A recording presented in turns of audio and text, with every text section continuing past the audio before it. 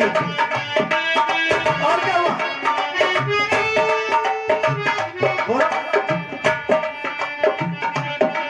आपसे इंतजार है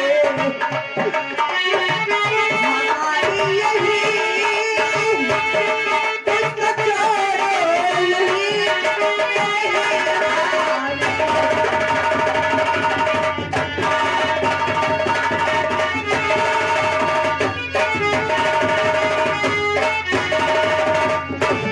आपसे इंतजार है हमारी यही कौशल को अपने हाथों सजा दीजिए। जाइए रेखा बहन को बचा लीजिए और मुझे यहीं पर छोड़ दीजिए। लेकिन मैं इस हालत में छोड़कर चला जाऊं? अगर नहीं जाओगे तो वो हरामजादा रेखा बहन को कोठे पर पहुंचा देगा। ऐसा नहीं होगा।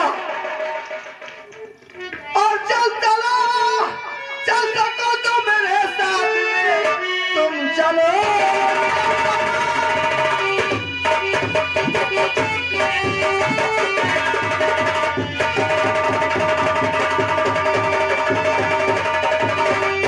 चल सको तो चलो तुम मेरे साथ में। अपनी रेखा बहन को छुड़ाएंगे हम। जिस तरह रो रही होगी मेरी बहन आज वैसे ही उसको रुलाएंगे।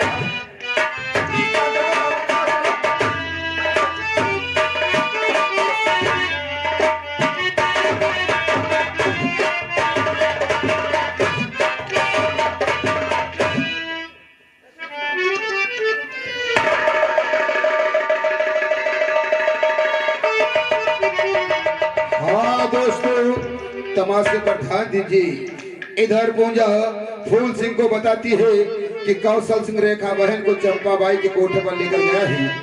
अब चलिए आपको ले चलते हैं। इधर देखिए एक चंपाबाई का कोठा है और चंपाबाई अपने अड्डे पर अपने साथियों के साथ रहती। देखो क्या बातें करती है। अरे कहो अरे या बताओ दोनों काकी वाकी तो आवा नहीं है। अरे बात है मुझे ना सुना शायद दोनों काकी अव्वल करे। अच्छा और फेंक दे ले तारियां बला में गई तारियां पहुंच ले ना उठे जिया में नारियां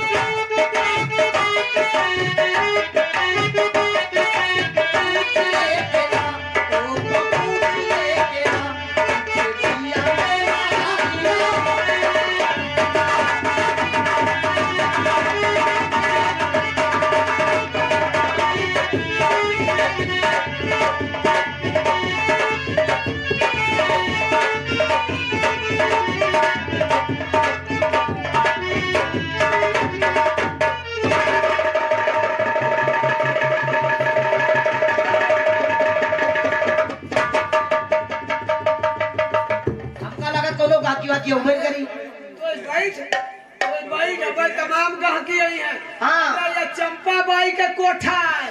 हिया अब देखे रहो गहकिन के लाइन लाग गया। ये बताओ गहकी नहीं है तो खर्चा पानी कैसे चली? ये खर्चा पानी ऊपर वाले सबका दे, गायों का राम है, कसाईयों का राम है। और जब से नैना लड़ल बात आगे बढ़ल, और जब से नैना लड़ल बात आगे बढ़ल,